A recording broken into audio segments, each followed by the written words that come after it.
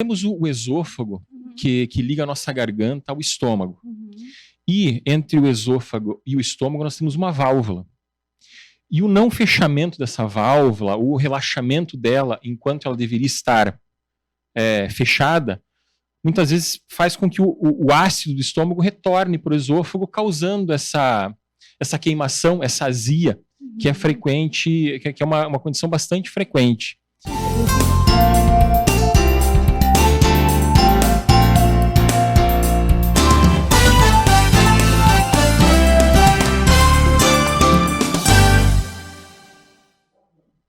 Eu sou a Gi Pavan e está no ar mais um programa da Gi pela TV Brusque, canal 21 da NET. Sejam todos muito bem-vindos no oferecimento de Lemos Esportes e também Oral Sim. Hoje recebendo aqui no estúdio da TV Brusque, em formato podcast, o Dr. Jander João Tomazelli. Seja bem-vindo. Olá, Gi, tudo bem? Eu agradeço o convite de estar aqui e vamos falar de temas bem interessantes. Muito obrigado. É isso aí, o doutor que é cirurgião geral e... Eu sou cirurgião geral e gastroenterologista, eu tenho registro das duas especialidades e exerço as duas em Brusque já há 14 anos. Isso aí, gente, é um bate-papo, sabe assim, ó, já vai indicando, vai mandando o aviãozinho assim, ó, para as pessoas que têm, vira e mexe, estão com um probleminha no estômago, doutor, e que dói o meu estômago, e que tem queimação, e que tem azia. Vamos falar um pouco disso? Vamos falar. Assim, uma das condições mais frequentes é a doença do refluxo gastroesofágico. E algumas pessoas têm a curiosidade de saber por que acontece isso. Então, eu posso explicar um pouco. Por quê? Por que acontece isso? Nós temos o esôfago, que liga a nossa garganta ao estômago. E entre o esôfago e o estômago nós temos uma válvula.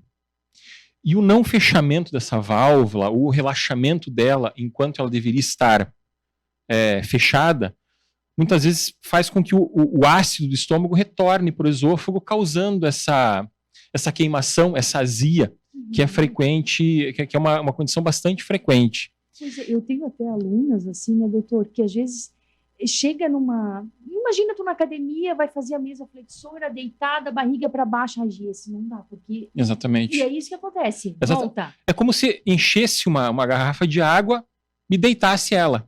A água tende a escapar da garrafa. Então, o esôfago ele não é um órgão que aguenta o ácido. É como se eu pingasse, por exemplo, limão no olho. Vai arder. Então, o ácido do estômago, que é o ácido clorídrico, que é um ácido potente, semelhante ao ácido sulfúrico, quando ele retorna durante o refluxo e queima o esôfago, ele causa essa queimação. E uma das recomendações é evitar justamente exercícios que fazem muita pressão abdominal, ou comer muito e deitar logo em seguida. Nós recomendamos aguardar umas 2 horas antes de deitar. E por que isso acontece? Por quê? É o mau funcionamento dessa válvula chamada cárdia. Então, às vezes ela fica totalmente aberta, às vezes ela acaba relaxando. Alguns alimentos acabam contribuindo para esse relaxamento transitório. Excesso de café, fumar é muito prejudicial, tá? Vinho, fritura em excesso. Então, na verdade, às vezes o paciente... Saber lidar com isso. Saber lidar com isso, porque assim, o mau funcionamento da válvula, esse não tem cura. A gente pode utilizar medicamentos que vão baixar a acidez, é possível operar e fazer uma plástica nessa válvula, mas o funcionamento dela, ele está defeituoso e algumas medidas dietético-comportamentais são necessárias para o controle dessa condição. E mais um detalhe interessante, às vezes o paciente faz endoscopia, e a endoscopia é um exame extremamente importante. Por quê? Porque ela vê algumas complicações. E na endoscopia não se verificam erosões, que são aqueles machucados no esôfago. Não quer dizer que o paciente não tenha a doença do refluxo gastroesofágico. Ele pode ter uma doença do refluxo não erosiva e ter uma hipersensibilidade visceral. Ou seja, o ácido retorna, ele sente tudo, mas no visual, na endoscopia, pode até estar normal. Então, isso que eu gostaria de trazer, porque às vezes vem a endoscopia normal, mas o paciente, mesmo assim, ele pode ter a doença do refluxo, sim. E tem gente ainda, né, com tanto que a gente fala, assim, o programa da Gi vira e mexe vem com o médico explicando a questão da automedicação. E tem gente que vai se automedicar sem saber o que fazer no caso desse. E tem sempre orientação médica, né? Para saber o que vai ser feito. Exato. O que tomar, o que não tomar. Exato. Principalmente quando o paciente ele tem o que nós chamamos de sintomas de alerta. Quais são eles? O paciente tem azia e ele começa a desenvolver uma situação que é a dificuldade de engolir, chamada disfagia. Então, esse é um dos sinais de alarme. Por quê? Porque essa dificuldade de engolir pode estar relacionada a uma lesão, um tumor. Mas calma, também não é só isso. Não é Às vezes o paciente. assim. Exatamente. Sim. Mas é um típico sintoma que exige uma busca pela endoscopia mais precoce. Mas assim, hoje em dia está sendo cada vez mais frequente. Eu tenho feito um diagnóstico desse a cada 15 dias, chamada esofagite eosinofílica. Que isso, esse palavrão? Olha, é a tal da asma do esôfago. Ou seja, eu vou falar em termos simples aqui para compreender. Por favor, doutor, é uma espécie de uma alergia no esôfago. Então, assim, o paciente, quando tem asma, ele não tem uma constrição lá dos brônquios, ele não chia. Sim. Então, a esofagite eosinofílica é uma espécie de uma alergia, só que o esôfago começa a ficar endurecido, às vezes começa a fechar, e às vezes ele vai comer lá um pedaço de carne e vai para o hospital, tem que tirar a carne por endoscopia. Por quê? Porque esse esôfago está inflamado, ele perdeu aquela capacidade dele de movimentar, de ordenhar para baixo o alimento. Então está sendo frequente. Então a azia não é só doença do refluxo.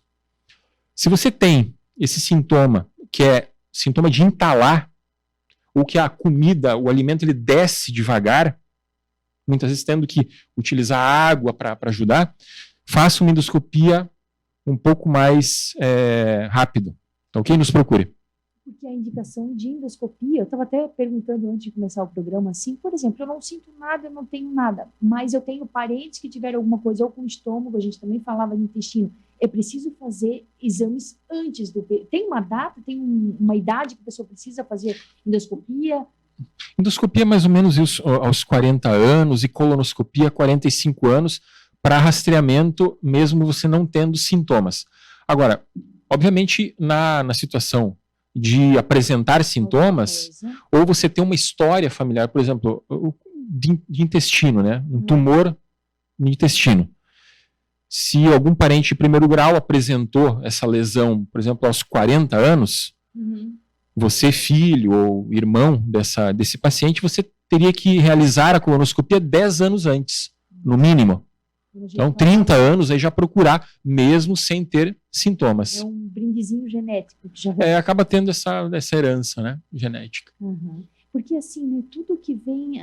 A gente tem o costume, assim, por exemplo, quantos antiácidos, né? A pessoa vai tomando, não me caiu bem, de repente está lá, efervescente. Isso aí, o quanto isso pode fazer mal a longo prazo?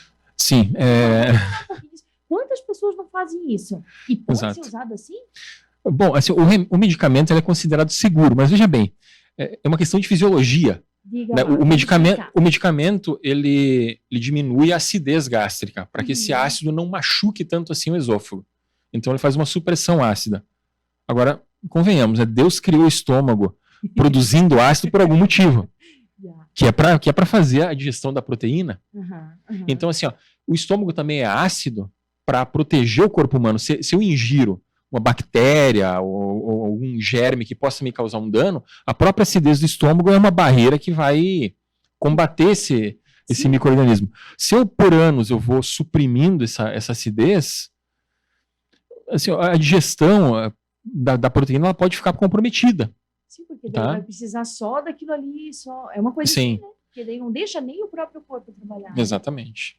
Eu acho assim, né? Eu estava falando assim antes, assim, que eu vou jogar para frente, para trás, assim, pessoas, por exemplo, com aftas recorrentes, assim, tem algum problema de estômago? Tem, é interessante. Afta, é claro que existe uma causa de afta que não é muito bem conhecida, que é frequente na adolescência, na criança, na adolescência, e ela tende a melhorar depois que a mulher menstrua, que já fica mocinha, o homem também que já entra na adolescência, tende a melhorar.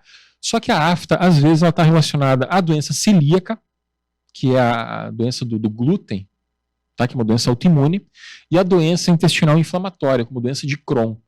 Então, eu já fiz diagnóstico de paciente que tinha afta, várias aftas, Fui lá, dosei os anticorpos anti-glúten e fiz a endoscopia e realmente estava lá o intestino atrofiado, né? O intestino que estava sofrendo com a dieta contendo glúten. Tá? Então, foi parar o glúten, foi restringir, que daí melhorou também o quadro das aftas. Porque quanto é importante, né, investigar isso, né? Porque assim, Exatamente. algumas pessoas vai dizer que aquele pãozinho francês não vai fazer nada, mas para outros sim. Eu mudei um pouquinho o meu método, assim, eu já não restringo tanto a dieta, salvo nessas situações. Assim, por exemplo, a doença celíaca, ela é uma doença autoimune, imunomediada. Então não tem o que fazer. O tratamento ele é realmente a restrição total e por toda a vida do glúten, trigo, cevada, centeio. Então, assim, o diagnóstico tem que ser bem feito. Porque semana passada eu fiz um diagnóstico em uma criança de 3 anos. E a mãe me falou, mas eu tô com a dispensa cheia de cheetos, de bolacha, é a única coisa que ele gosta de comer. Só que o seu diagnóstico está bem feito e a única forma de manejar isso é com a restrição. Agora, no entanto, assim, algumas restrições, assim... Vamos e vemos, doutor, só te interrompendo, já está tudo pegado, né? Cheetos, assim, não come outra coisa. Pô, gente, né? Não é por nada, mas assim, ó, que a exceção não vire regra. Exato. Eu acho assim, tu vai por uma alimentação saudável, algumas vezes tu vai comer um Cheetos, mano. Exato, assim, ó, eu não preciso... se fala muito em restringir, mas não se fala em acrescentar opções saudáveis. Então, assim... Às vezes se restringe muito, assim, para com ovo, para com leite. Calma, se realmente né? tem essa necessidade, a gente faz. Agora, restrição muito rígida gera uma ansiedade muito grande no paciente também, quando não muito bem indicado. Meu Deus. A dieta do bom senso é a melhor. Gostei. E assim, ó, entrou numa palavrinha-chave, ansiedade, que daí a gente vai falar como que essas doenças muitas vezes são plano de fundo para o que está aqui no Ótimo. cérebro. Nós gostamos desse tema aí. E gostamos muito da psicanálise, eu adoro esse tema porque assim, ó, eu li essa semana, até compartilho com vocês, que o nosso corpo, citando Cristina Cairo, é uma tela que se tu tiver más emoções, tu vais trazer para o teu corpo físico. Exatamente. Então assim, doutor, provavelmente uma pessoa que passou por 10 endoscopias é uma pessoa calma? Não. É uma pessoa com certeza que tem uma raivinha muito grande dentro dela. Faz sentido? Faz sentido. Né? Eu já posso trazer sobre esse tema? Vai. Então vamos dar continuidade. Você sabe que, tu falou das 10 endoscopias, você sabe que antigamente se utilizava mais um termo, que era a tal da hipocondria. Esses termos ficaram um pouco pejorativos, assim, hipocondria, histeria, neurose, meio que saíram um pouco, né? Mas assim... às vezes o paciente ele tem uma característica, né? Tu sabe que hipocôndrio é uma região do abdômen, chamada de hipocôndrio esquerdo e o direito. E geralmente o paciente que é muito preocupado com o estado de saúde, que até de uma forma pejorativa se fala que ele tem uma mania de doença, geralmente ele sente algo nessa região, ou seja, eu senti uma sensação ruim, geralmente aqui. Sabe, me deu um frio na barriga, ou me deu um mal-estar, e realmente é nessa região dos hipocôndrios. E o hipocondríaco é justamente esse que vai estar dizendo assim, tá, mas se não for aqui, pode ser que está me doendo aqui atrás. Exatamente. E se não está doendo aqui atrás, pode ser que está pegando em outro.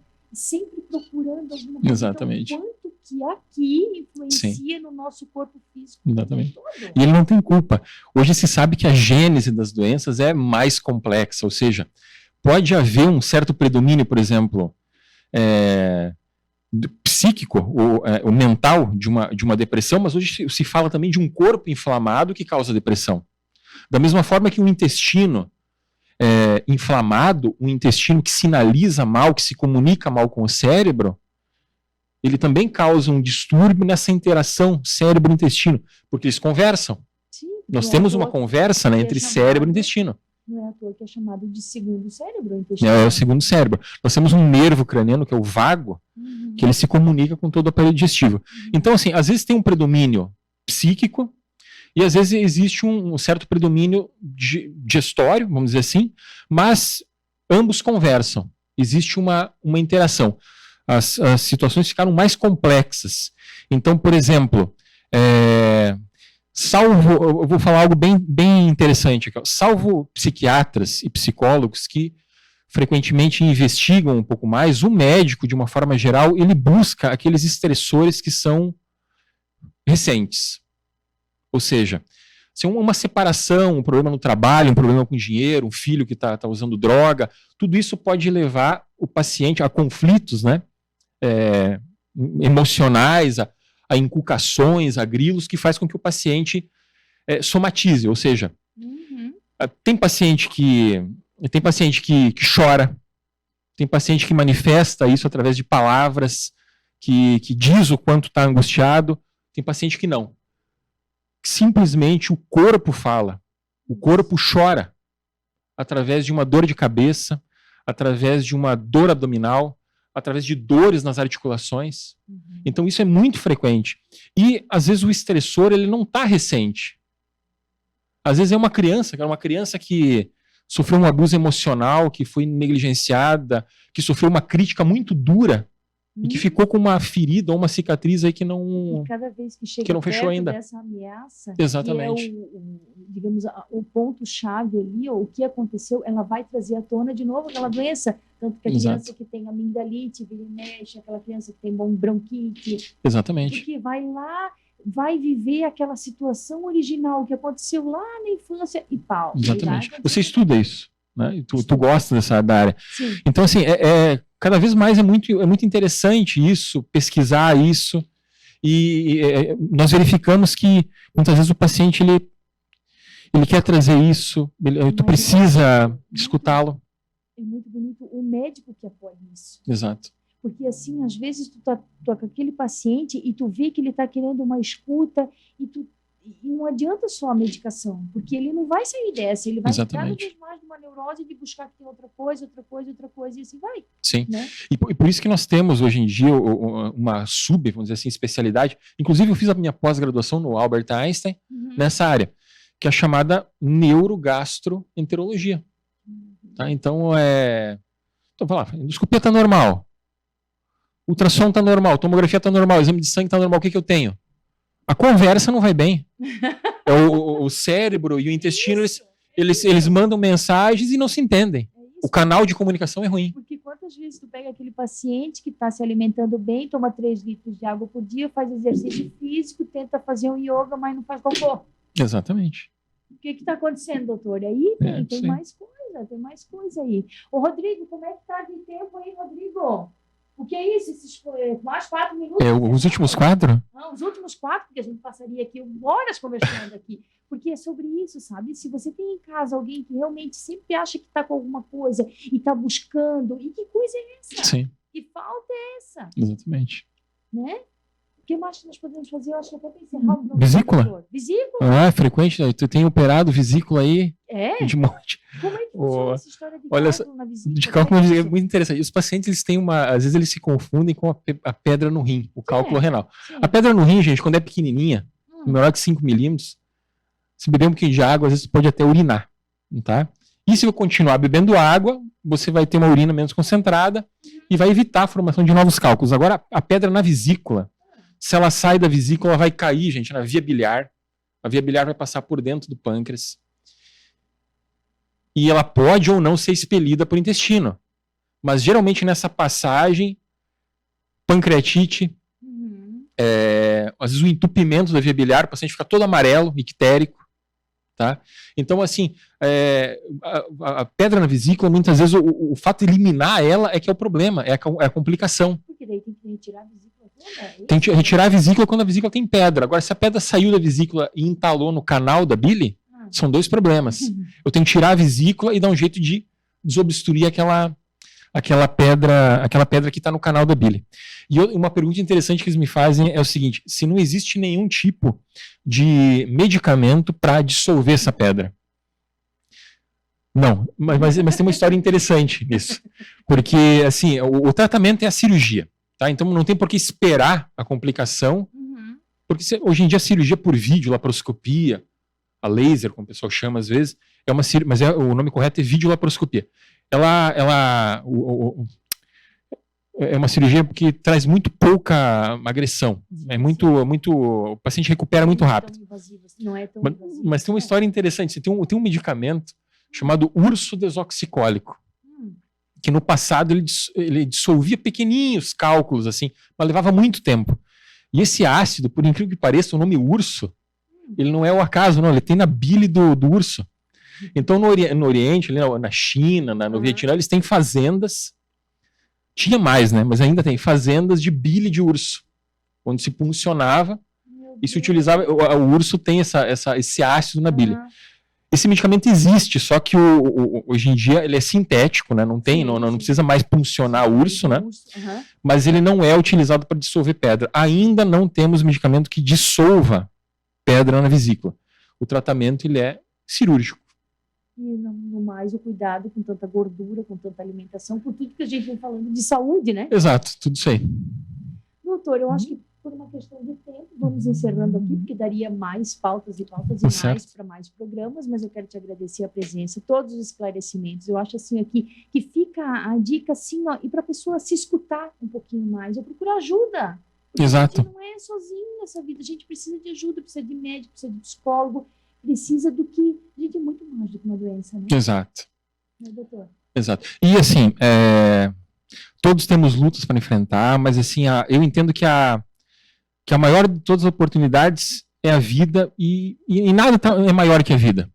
Então, se existe um problema, se existe algo assim que a ser resolvido, lembre-se de que ele não é maior que a tua vida.